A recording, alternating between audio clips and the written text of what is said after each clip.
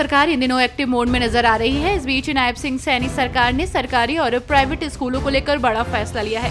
राष्ट्रीय शिक्षा नीति 2020 के कार्यान्वयन को सीएम नायब सैनी ने तकनीकी और उच्चतर शिक्षा विभाग के अधिकारियों के साथ बैठक की, जिसमें हरियाणा के शिक्षा मंत्री महिपाल टांडा भी उपस्थित रहे।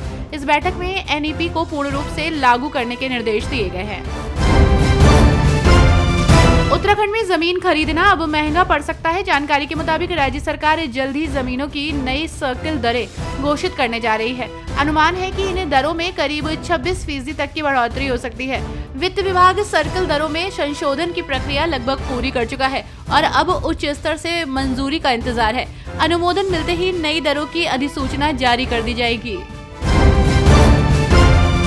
बिहार विधानसभा चुनाव को लेकर तैयारियां तेज हो गई हैं। इस बीच विकासशील इंसान पार्टी के संरक्षक मुकेश सहनी और राष्ट्रीय अध्यक्ष संतोष सहनी को चुनाव चिन्ह के दुरुपयोग के विवाद में कोर्ट ने नोटिस भेजा है। उन पर आरोप है कि उन्होंने भारतीय सार्थक पार्टी के चुनाव चिन्ह नाव का फर्जीवाड़ा और धोखाधड़ी कर दुरुपयोग किया। दोनों को 6 मई को कोर्ट में पेश होना है।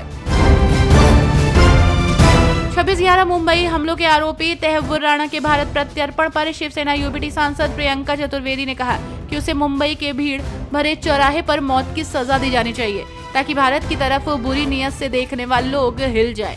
उन्होंने कहा 16 साल के लंबे इंतजार के बाद उसे भारत प्रत्यर्पित किया जा रहा है।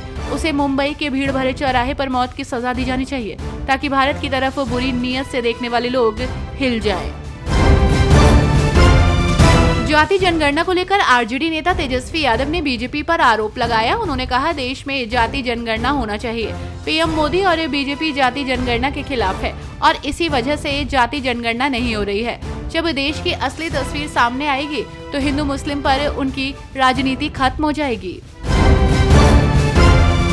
वक्फ संशोधन अधिनियम पर संबंध से समाजवादी पार्टी के सांसद जियाउर रहमान बर्क ने कहा कि हमने इसका विरोध पहले भी किया था। हमारे मुस्लिम समुदाय को निशाना बनाकर देश को बांटने का प्रयास हो रहा है।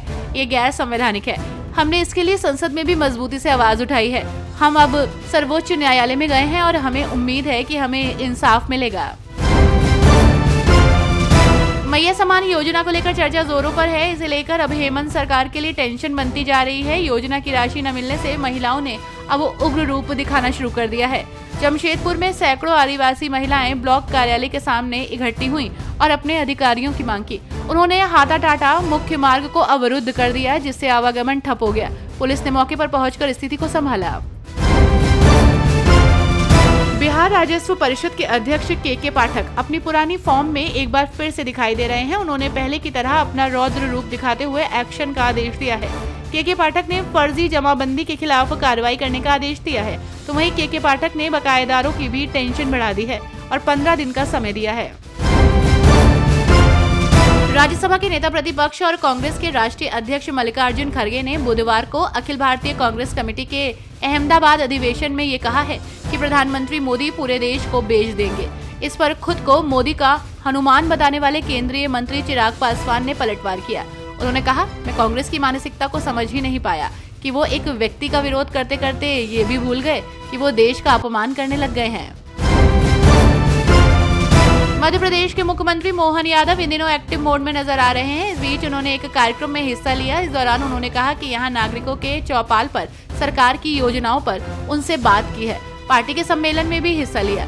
सभी बहनों की जिंदगी में स्वयं सहायता समूह के माध्यम से ये एक प्रकार का सूरज उदय है और उनकी जिंदगी में लगातार बदलाव आया है। हमने भी उन्हें सारी योजनाओं के बारे में बताया है।